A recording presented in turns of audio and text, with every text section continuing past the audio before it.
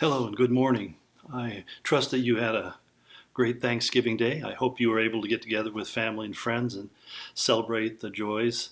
One of the things I like about Thanksgiving is it's really the one holiday that has really the lowest expectations in terms of material things. It's the one opportunity where we really can become thankful to God and to others for all that we have, all the joys and the blessings that are coming your way. And so my prayer is that this is really a thankful time for you, and it was a refreshing time and a time of stimulating those close relationships that are the things that sustain us through the dark and the difficult times that we're going through. Um, this Thanksgiving was a bit different for us in the sense that family came together from different parts of the state, and we were able with the grandkids to have a great time. It was my daughter-in-law's birthday on Thanksgiving Day, my wife's birthday on the day before Thanksgiving. So we had a whole lot of things rolled together in one, and it was really just a joyful time to be able to spend together. Actually, I'm recording this at my daughter's home over on the west side. She has a beautiful home here overlooking the lake, and we're just thankful to be here. And this is one of those unique days. The sun is shining. So this happens, I think, about 4 times a year on the west side, and so we happen to be blessed by one of those days.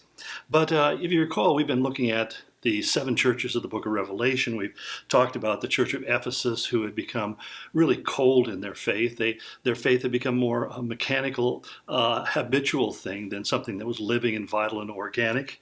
Then there was the church of Smyrna, which was being crushed by hardship and persecution, one of the 2 churches that the Lord commends for their faithfulness. And then there's the church of Pergamum, a church who had been really prosperous and also had become quite compromised. They were trying to really kind of accommodate the world and the culture in which they were in, and as a result, were really losing their vitality. And then there was the church of Thyatira. A church had been pretty deeply corrupted by false teaching, especially teaching that gave permission for people to live their lives any way they wanted to. It missed that vital central dynamic of discipleship. And then we looked at the church of Sardis, which I referred to as the comatose church. He said, you have a name that you live, but you're actually dead.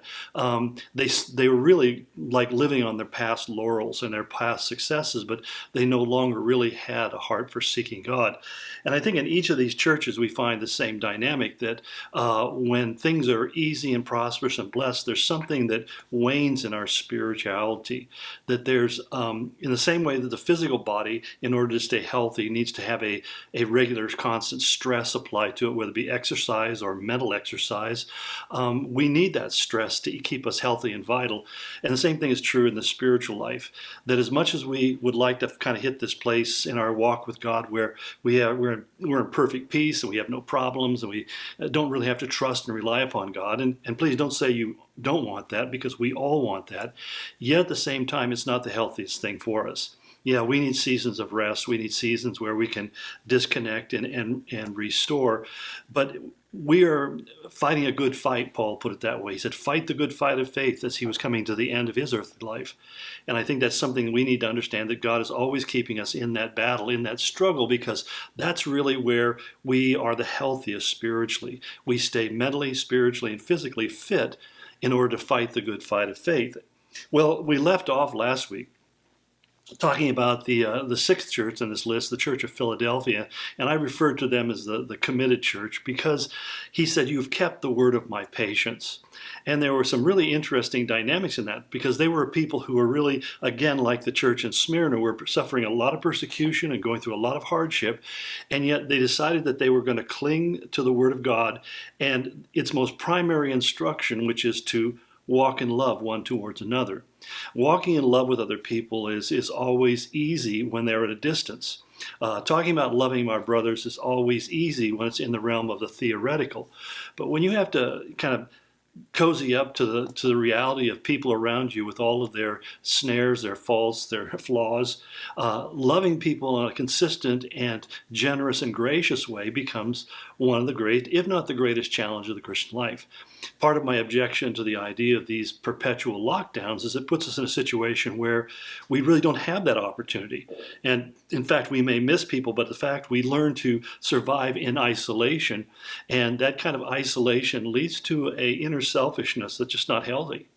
that I need to have the demands of other people, their love demands, sometimes fair, sometimes unfair, but I need to have them to some degree in order to keep me stepping outside of my own self and entering and engaging into other people's lives in a way that really does challenge me, but it helps me to grow in my faith and to grow in the grace of God.